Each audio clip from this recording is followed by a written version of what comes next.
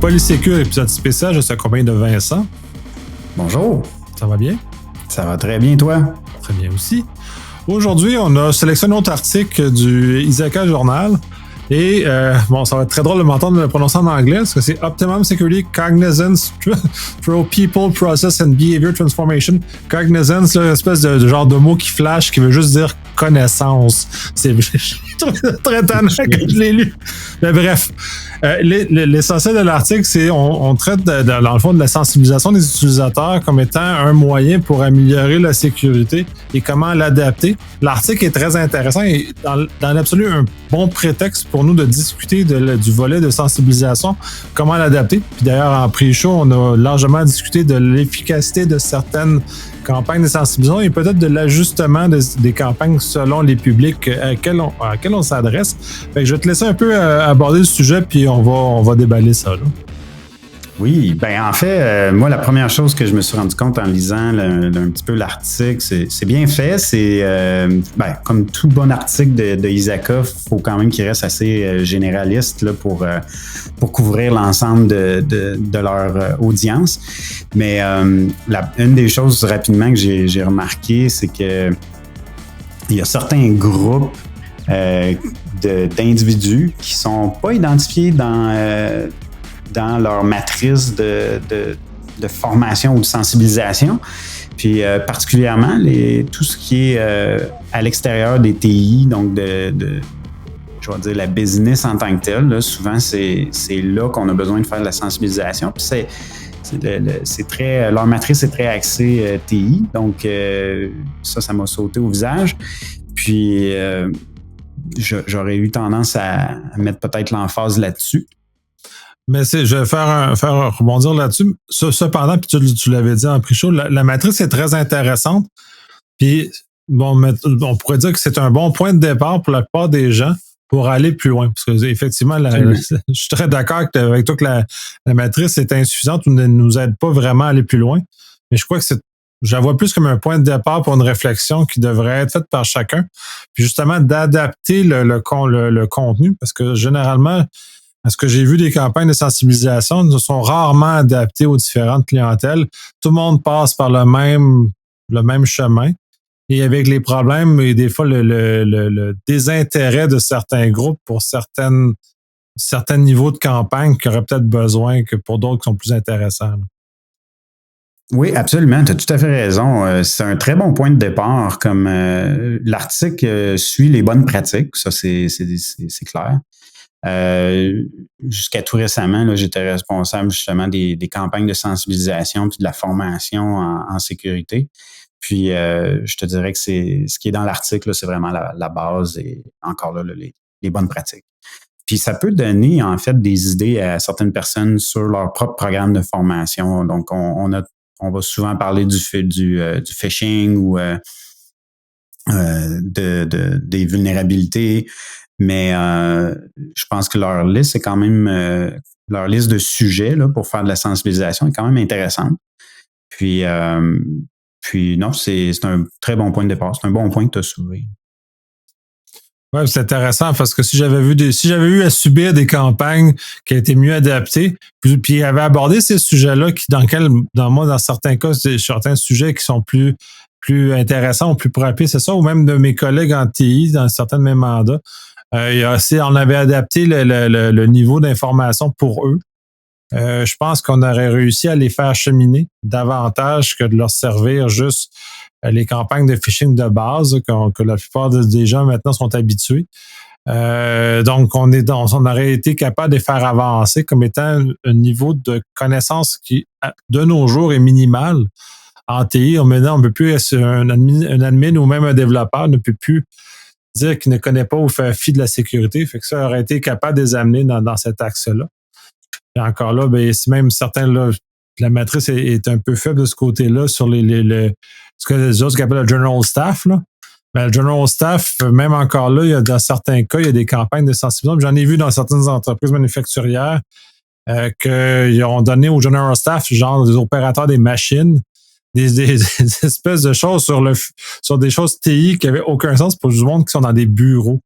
Donc, à quel point, des fois, on est un peu on n'est pas toujours conscient, puis toi aussi, tu as vécu dans des environnements qui ont des différents niveaux d'employés et que pour qui certains, ça n'a aucun sens. Nos affaires de genre même de phishing à la limite d'un certain niveau de staff dans certaines organisations qui sont pas exposées à ça au niveau de travail.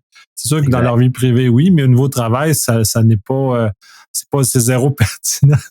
Effectivement. Puis nous, tu vois, ce qu'on faisait, c'est que on essayait de sensibiliser les employés, pas juste dans leur environnement de travail, mais aussi à la maison.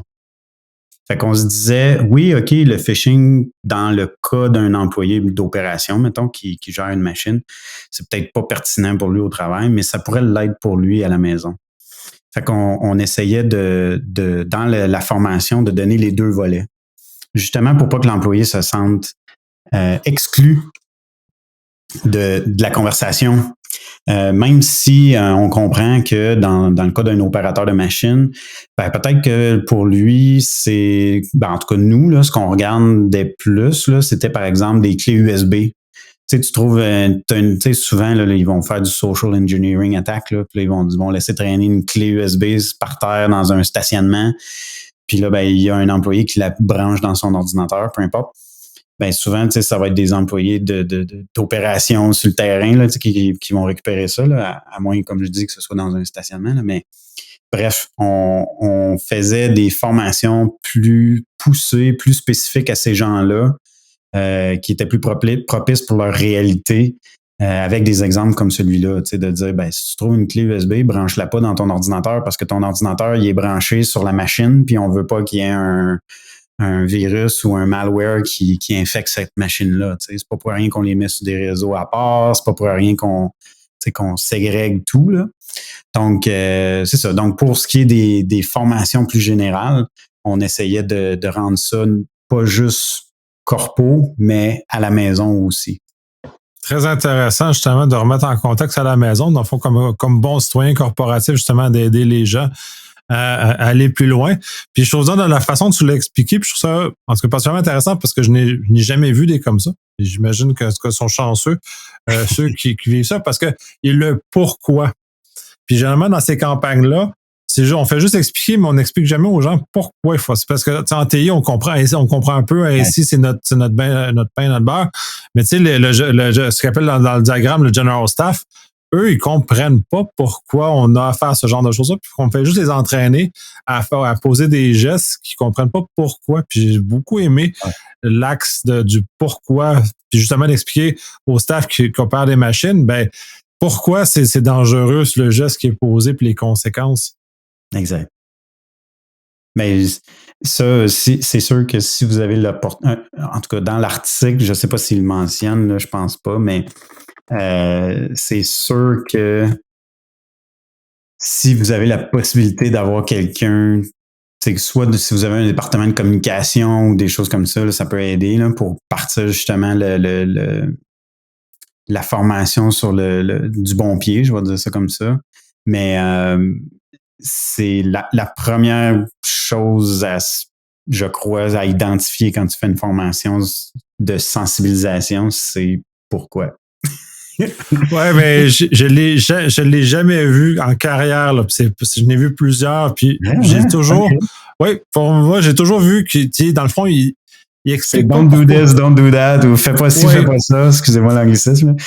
Mais plutôt que de dire, hey, à ce moment, c'est drôle parce que maintenant que tu dis ça, moi, je trouve que c'est peut-être une des raisons pourquoi on focus tellement sur tous les articles puis les brèches de sécurité qui apparaissent dans les journaux puis qu'on voit aux nouvelles. Parce que là, les gens ils comprennent. Là, c'est le staff, les employés, comme tu dis, le general staff, là, ils voient à la télévision c'est quoi que ça fait puis c'est quoi que ça peut avoir comme impact. Fait que là ils comprennent, j'imagine. Fait que t'as peut-être raison, hein, si on l'adresse pas le pourquoi... les gens ne comprennent pas puis ils continuent leurs mauvaises habitudes. Oui, parce qu'il ne va pas pour amener un changement, il faut que les gens comprennent. Puis j'ai eu à évaluer une campagne de sensibilisation dernièrement. Puis un de mes deux commentaires, c'est trop long. C'était des one-pagers. Là, les gens n'ont pas le temps de lire une page au complet. Deux, donc ça veut dire au minimum une demi-page au maximum. Puis deux, ben ça expliquait de façon théorique, donc abstraite, les problèmes qu'il y avait avec ça. Mais ces gens-là, la plupart des gens n'ont rien à faire du contexte abstrait puis tout notre délire de cyber. Là. Eux, ils s'en foutent. Les autres, ils opèrent leur machine ou même à la maison, ben leur tante a envoyé un courriel puis ils se préoccupent pas de ça. Fait que d'amener ces choses-là, puis justement, c'était exactement mes deux observations. Puis c'est très récent, là, c'est dans le dernier mois, j'ai eu à commenter ça. Fait que j'allais dans cette direction-là. C'est pour ça que cet article-là m'a ressorti, parce que justement, remettant en lumière un certain nombre de choses et d'adaptations, mais je suis content de voir que je suis tout seul. Ben, je suis pas. Il y a mieux que qu'est-ce que j'ai vu, essentiellement. Moi, ce qu'il n'y a pas dans l'article auquel j'ai pensé, puis on n'a pas eu le temps d'en discuter avant d'enregistrer, mais c'est que quand on fait des campagnes de sensibilisation comme ça, souvent, on va avoir tendance à sortir des métriques du genre combien j'ai d'employés qui l'ont fait, combien j'ai d'employés qui ont cliqué sur le petit bouton puis que c'était la bonne réponse. Mais moi, je dirais aux gens qui mettent en place des campagnes comme celle-là de sensibilisation, de regarder c'est quoi le comportement ou le résultat de cyber qu'on recherche, puis d'aller chercher des statistiques avant de faire la sensibilisation, puis après ça, de le refaire après.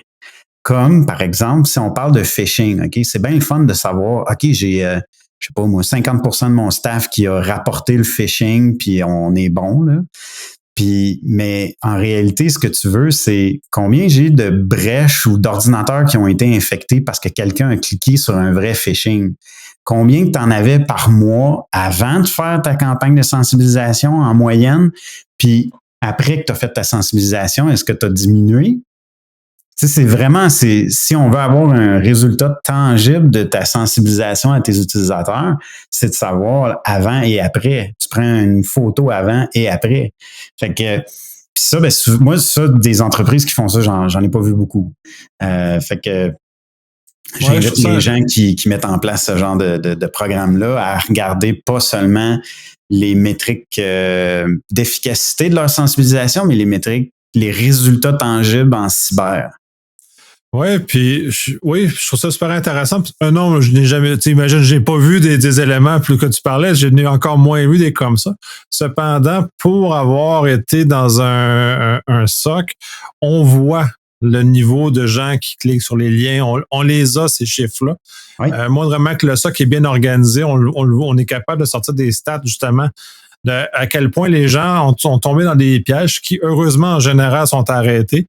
Mais on les a, ces chiffres-là, donc on serait capable de comparer dans le temps et de voir comment ça. Puis je trouve ça super intéressant, parce que là, on aurait le rendu réel de ces éléments-là si notre campagne elle a réussi. Parce que l'article aussi mentionne beaucoup ce que j'appelle le process transformation, qui dans le fond, essentiellement, c'est mesure ta campagne de sensibilisation pour l'améliorer et pour la rendre meilleure. Puis ça est un bon KPI permettrait justement d'arriver à ce genre de choses-là. Mais en même temps, puis ça, c'est pour les gens en cyber, on remonte à peu près à 2019, dans le temps, une des grosses vagues de Emotet à ces époques-là.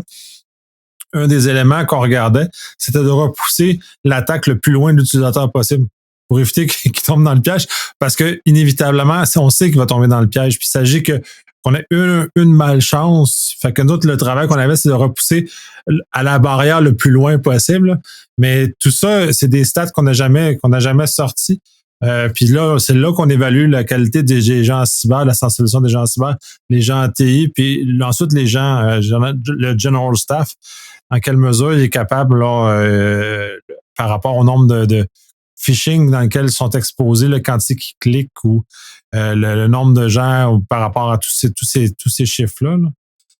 Là. Hyper intéressant, ça, je l'avais pas vu ça comme ça. Oui, puis un petit peu plus loin, il parle de champions. Je sais qu'il y a plusieurs organisations qui ont ça.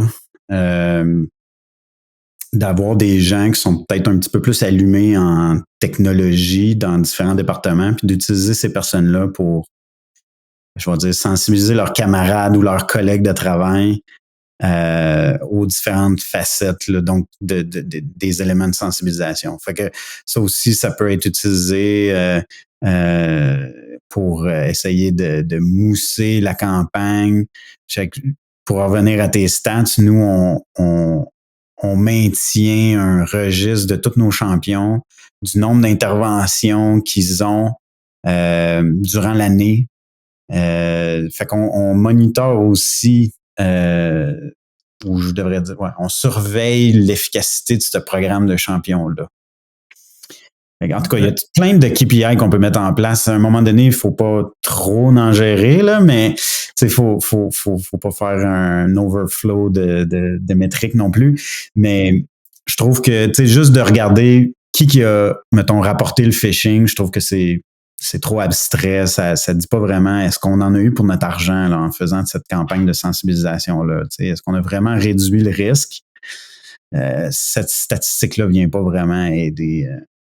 Ouais, non, mon emploi ne me convainc pas, mais comment tu fais pour mesurer l'efficacité de tes champions? Parce que effectivement, ce sont des gens très importants, mais comment ceux-ci peuvent justement puis dans l'objectif d'améliorer leur rayonnement, c'est toujours ça le but. Oui, c'est ça. Donc, on ne le fait pas non plus d'un point de vue comment je dirais ça, le négatif, là, c'est-à-dire qu'on leur donne du matériel pré-fait, pré-mâché, là, dans le sens qu'on va leur dire hey, tu pourrais parler de telle chose, mettons le phishing, tu pourrais parler de telle chose, de poser des questions à tes collègues, sont-ils au courant de ci, de ça? Fait que c'est le genre de conversation que tu peux avoir, je vais dire, pendant l'heure du lunch. Là. Puis on fait juste leur demander est-ce que tu as parlé de ça? Oui ou non? Maintenant, bon, c'est toujours possible qu'il nous manque, là, mais je pense à la fin de la journée, on n'est pas, on réprimande pas s'ils nous disent ah non, celui-là, je l'ai pas fait. On va plutôt leur demander pourquoi tu l'as pas fait? C'est-tu parce que notre exemple était pas bon? Est-ce que c'est juste pas arrivé, ça l'a pas donné? Fait qu'on pour l'instant, c'est comme ça qu'on le regarde. Là. Puis on voit pas ça. Performance, on essaie plus de regarder est-ce que le contenu a été partagé? C'est plus ça. Parce que souvent, ça va être dans des conversations, je vais dire intimes, là, en petits groupes, là, que souvent on va avoir plus d'impact. Fait que c'est pour ça qu'on utilise ces programmes-là. Mais évidemment, on n'utilise pas juste ça. Là. On fait. Non, mais je trouve ça intéressant parce que ça non plus, je l'ai jamais vu en application. Fait que pour moi, c'est quelque chose qui résonne pas parce que j'ai pas vu, mais je sais que les petits groupes ont plus d'influence aux autres. Puis j'étais curieux de savoir justement comment vous alimentez justement le fait que le feedback, dans le fond, qui vous retourne est le moyen premier pour vous aider à mesurer la qualité de l'intervention, puis d'être capable justement de les aider à continuer à rayonner correctement dans leur groupe. C'est intéressant justement d'avoir leur feedback parce qu'eux vont vous dire à quel point la campagne est on spot ou pas du tout. Puis pour en avoir vu plusieurs, des fois, il y aurait eu besoin qu'il y ait eu un feedback de dire ouais, non, votre campagne n'est pas tout à fait à bonne place. Oui, puis c'est à ça c'est sûr que ça aussi, nos champions sont une bonne source d'information. Là. Fait que je sais que quand le programme a commencé, nous, il y avait quelques joueurs dans quelques équipes, puis là, le but, c'est de se faire connaître, de se faire connaître positivement.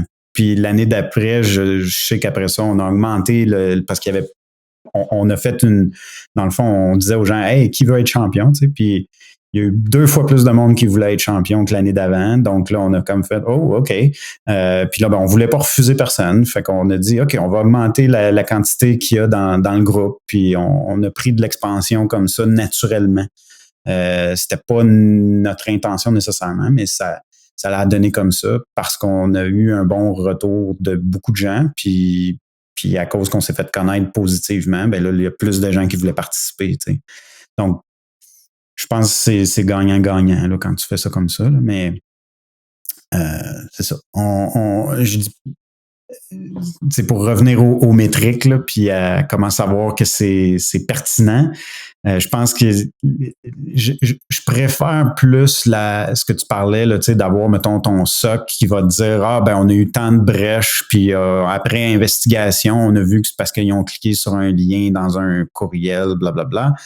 Ça, pour moi, c'est quand je disais tantôt l'image avant-après, ça a beaucoup de valeur. Maintenant, comment tu fais pour dire c'est grâce à mon champion que ça l'a diminué?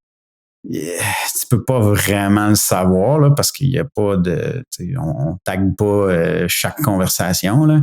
Fait que tu pourras pas le savoir, mais au moins ton programme en général, tu vas voir l'impact que ça a. Oui, je dirais que le minimum que tu as, c'est, je vais dire, mettons, si on prend toujours l'exemple de phishing, là, de dire j'envoie un phishing, mettons, par mois ou pour tester mes employés, je vais savoir grosso modo s'ils se font pogner, oui. Mais c'est parce que, encore là, on utilise des modèles différents, des tactiques différentes. Fait que, tu sais, tout le monde utilise les mêmes gabarits ou presque. Il y a des gabarits que, tu sais, tout de suite, tu vas les voir, tu vas faire, ah non, celui-là, c'est un faux, là, tu sais, c'est pas un vrai. Fait que là, une campagne de phishing, tu vas avoir, je sais pas, moi, 95% de tes employés qui vont détecter que c'est un phishing parce que ton modèle était trop pas bon, je vais dire ça comme ça, là. Puis le mois d'après, tu vas en faire je sais pas, moi, une campagne de je sais pas moi, un cadeau que tu reçois de Amazon ou je sais pas trop quoi, là. Ben, les gens vont tomber dans le panneau parce qu'ils se disent, c'est relié à mon bonus ou je sais pas quoi, là. Ben, l'exemple qui avait été, c'est GoDaddy qui l'avait fait pendant le temps des fêtes, il y a 1 ou 2 ans. Justement sur un bonus supplémentaire, tout ça, puis ça avait créé beaucoup d'émoi parce que c'était justement, il est allé peut-être un peu trop loin dans l'exercice parce que le but, c'est pas d'humilier les gens non plus, le but, c'est de les amener à progresser et à s'améliorer jusqu'à un certain point. Puis les phishing très hot sont merveilleux. Puis tu sais, moi-même, je suis tombé dans le piège 1 ou 2 fois parce que question de timing, mindset, tes affaires, ça m'a fait emmerder, mais j'ai dû changer mes mots de passe. Ça, c'est l'effet collatéral de ça. Mais tu sais, c'est arrivé parce que question de timing, ça venait d'une personne que je connaissais, c'est l'énoncé était crédible, tout fonctionnait. Donc, j'ai juste qu'il tombe sur une personne, puis on est tous un moment donné un autre à cette phase-là. Fait que bref, ça sert à rien d'humilier les gens parce qu'on est tous sensibles à ce genre de choses-là. Même exact. Les meilleurs. Puis en fait, même dans l'article, ils le disent, il y a plusieurs techniques de formation. Tu sais, t'as des articles, t'as des quiz, t'as des vidéos, tu sais, là, on peut en créer des façons. Là. Nous, on a fait des podcasts à l'interne.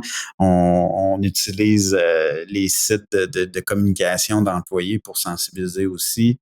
Fait que, chaque entreprise a ses propres outils, a des outils. Il y en a qui vont en avoir des plus hautes que d'autres, là, mais à la fin de la journée, les champions, c'est juste une façon supplémentaire d'atteindre le public cible. Puis d'avoir le retour le feedback, là, tu sais. Oui, mais je trouve ça intéressant. Puis je aussi où tu mets de l'emphase sur le fait de ne pas axer trop sur justement les KPI ou les améliorations potentielles parce que c'est toujours intangible. Puis j'imagine que ceux qui ont fait le plus d'analyse de ces affaires-là, ça doit être la SAAC, qui font des campagnes de sensibilisation, mais de façon massive, télévision, radio, panneaux, tout ça. Et ils sont constamment... en plus. Okay. Pardon? C'est des pubs chocs en plus. Là, oui, bien, d'autant plus, fait qu'eux doivent avoir des statistiques, puis les autres, leur chemin doivent être ça. Fait que, puis les tendances bougent lentement aussi. Fait que, il faut pas abandonner les campagnes parce qu'on ne semble pas recevoir ou pas percevoir une modification immédiate, mais de l'avoir sur des specs de 12, 24 ou même 36 mois. Même si ça peut paraître long en cyber, quand même, parce que demeure que les attaquants n'évoluent pas si vite que ça, malgré tout. Les techniques demeurent toujours sensiblement les mêmes, l'utilisation de l'urgence, genre l'appât du gain, tout ça. Fait qu'on est toujours dans le même spectre. Fait que si on est capable d'amener les gens au moins à reconnaître ces éléments-là, ben on va avoir fait un gain énorme, même si la technologie utilisée change avec le temps. Au lieu d'un appel téléphonique, ben c'est un courriel ou ce qui Oui, suit. puis on peut aussi se comparer à nos pairs ou regarder le marché aussi, là, pour savoir est-ce qu'on est bon, est-ce qu'on n'est pas bon. C'est sûr que c'est une boussole, là, c'est pas parfait, mais souvent dans des nouvelles initiatives, là, quand tu commences quelque chose, on va avoir tendance à vouloir avoir beaucoup de KPI ou de métriques. Là. Mais après un certain temps, il ne faut pas avoir peur je vais dire, d'éliminer le surplus là, qui était peut-être requis à l'origine parce qu'on avait beaucoup de questions puis on n'était pas sûr comment ça allait être. Mais après un certain temps, je pense qu'il ne faut pas avoir peur de revisiter tous nos KPI pour dire OK, j'en ai-tu encore de besoin? Oui, non. C'est quoi qui est le plus pertinent pour moi? Pour savoir justement c'est quoi la tendance, est-ce que je m'améliore ou pas, etc. Si je reprends ton exemple de la SAC, si j'étais la SAC, ce qui m'intéresse, c'est de savoir est-ce que je diminue le nombre d'accidents causés par, je sais pas moi, le port de la ceinture, l'alcool au volant, etc., etc. Si à la fin de la journée, tu vois ces chiffres-là qui descendent tranquillement mais sûrement, ben tu vois que ça marche, right? Puis oui, dans ce cas-là en particulier, c'est des choses qui prennent, je pourrais dire probablement une décennie à changer. Là. Fait que c'est des tendances que, je vais dire, dans les années 80, c'était pas du tout comme aujourd'hui. Là. En tout cas, on rentrera pas là-dedans, là, mais c'est la même chose avec le phishing, c'est la même chose avec tous les sujets de cybersécurité. Tu peux avoir des métriques qui sont requis à l'origine, mais à un moment donné, tu peux, je vais dire, réduire ces métriques-là pour garder l'essentiel. Puis je reviens au pair, justement, il y a peut-être 2-3 semaines, là, je parlais avec un collègue de l'industrie que lui me disait ces campagnes de phishing, là, c'est 1% des employés qui se font avoir. Mais dans l'industrie, ou je vais dire dans le marché, c'est à peu près 5%, je pense, qui disent 5 à 10% dans les bonnes entreprises que le taux des utilisateurs qui cliquent sur le je vais dire le phishing. Puis écoute, 1%, c'est vraiment bas, là. Puis c'est grâce à leur sensibilisation, c'est grâce à leur campagne. Il n'y a pas d'autre secret, là. Mais c'est extrêmement bas, j'ai jamais vu ça. Fait que, oui. C'est même excellent. C'est excellent, là. Mais c'est ça, c'est essayer d'atteindre ça. Je vais commencer par essayer d'atteindre le 5% avant d'essayer d'atteindre le 1%, là, mais on peut se comparer. En même temps, moi, la première réaction que j'ai eue dans la conversation, c'était qu'est-ce que tu fais de différent? Qu'est-ce que vous faites de particulier selon toi? La compagnie fait des campagnes de phishing, c'est pas à tous les mois, là, c'est à toutes les semaines. Alors, si tu fais une campagne, imagine, moi, je connais pas une entreprise qui fait des campagnes de phishing aujourd'hui avec, je vais dire, 50 métriques, que tu fais du reporting, puis que tout ça se fait en dedans d'une semaine. J'en connais pas. Fait que lui ou la compagnie a décidé, nous, on focus sur la sensibilisation, on envoie du phishing, mais à la fin de la journée, ils regardent le seul métrique qui est important pour eux, c'est le métrique de dire qui a cliqué dessus, puis est-ce qu'on est en bas de... Puis leur objectif, c'était pas d'atteindre 1%. Ils sont arrivés à 1% avec la pratique. OK? Mais ils pensaient jamais se rendre à 1%, mais aujourd'hui, ils sont là, tu sais. Puis c'est une entreprise à quelques milliers d'employés, là. Fait que c'est pas impossible. Mais c'est ça. Ils perdent pas leur temps à faire du reporting. Non, ils sont efficaces, ils vont sur ce qui est intéressant. D'ailleurs, puis c'est le but, c'est d'atteindre un objectif. Ils ont atteint un objectif, puis ils vont pouvoir passer à autre chose aussi. Maintenant qu'ils ont probablement énormément mécanisé leur processus, ben, tout ça, une fois que ça roule, là, ils peuvent se concentrer sur d'autres choses. Ça vient toujours aussi se concentrer sur les vecteurs qui sont dans lesquels la compagnie dans laquelle on est et sont le plus susceptibles. T'sais. Fait que si c'est une compagnie où le courriel sont le plus susceptibles de se faire attaquer, ben là, c'est sûr que c'est par là que l'énergie doit être mise. C'est bon pour tout parce que, tu sais, On parlait des opérateurs de machine tantôt. Eux ne se feront pas attaquer par courriel. Fait que ça sert à rien de mettre beaucoup d'énergie là-dessus. Ça sert beaucoup plus de mettre d'énergie sur les clés USB. Parce que eux, c'est un vecteur qui est le plus probant pour atteindre la cible aussi. Fait que c'est toujours ça revient toujours adapté par rapport à qui on est. Encore, comme tes champions sont probablement le meilleur vecteur d'information vers le haut, qui sont en dehors des KPI plus standards, facilement mesurables. Ouais. Ouais, je veux pas élaborer trop là-dessus, là, mais ça dépend comment tu le vois. Là. Je suis pas trop sûr de te suivre vers le haut, là, mais c'est sûr que mes champions nous amènent de l'information, mais c'est pas des métriques. Non, je parle pas des métriques, mais je parle de l'information pour améliorer tes campagnes, l'espèce de boucle de rétroaction. Ah, OK. Que genre, généralement, que les KPI vont servir de boucle de rétroaction qui, des fois, viennent distordre la réalité. Et là, cette boucle-là est plus capable d'améliorer rapidement ta campagne de sensibilisation puis de l'amener où tu veux. Oui, OK, là-dessus, je suis d'accord. Les KPI, des fois, j'en ai vu beaucoup dans ma vie, puis des fois, elles sont pas super utiles. Oui, encore faut-il être capable de les interpréter comme il faut, puis de réagir aussi. Des fois, tu sais, combien de fois qu'on voit des rapports dans le rouge, puis les gens réagissent pas, puis là, tu fais comme, le métrique est dans le rouge, puis qu'est-ce que tu fais? Rien. Ça bouge pas. Pourquoi?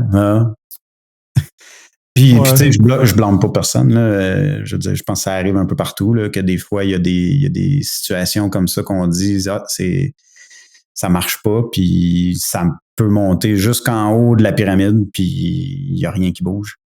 Puis, mais si c'est pas aligné avec les besoins, si on revient, c'est pas aligné avec les besoins à faire, c'est pas aligné avec... C'est ça, exact. Moi, quand il n'y a rien qui bouge, là, c'est parce que je me dis, OK, il y a quelqu'un quelque part qui comprend pas ou c'est mal communiqué, finalement.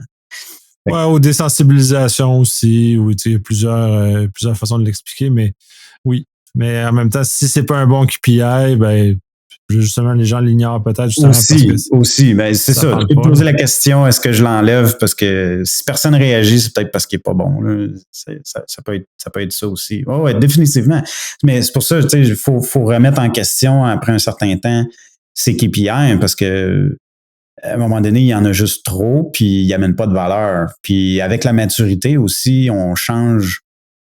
Ces métriques-là vont changer. Donc, ouais, tout à fait. Ils vont évoluer. On va conclure sur ça. Là. On parle beaucoup de KPI. On était un peu plus loin de la formation. Je pense qu'on a pas mal passé à travers le sujet. Fait que je te remercie énormément. Toujours très intéressant ces conversations-là parce que ça nous amène à on sait où on part, mais on sait jamais où on va terminer. Toujours un plaisir. Merci. Merci à toi.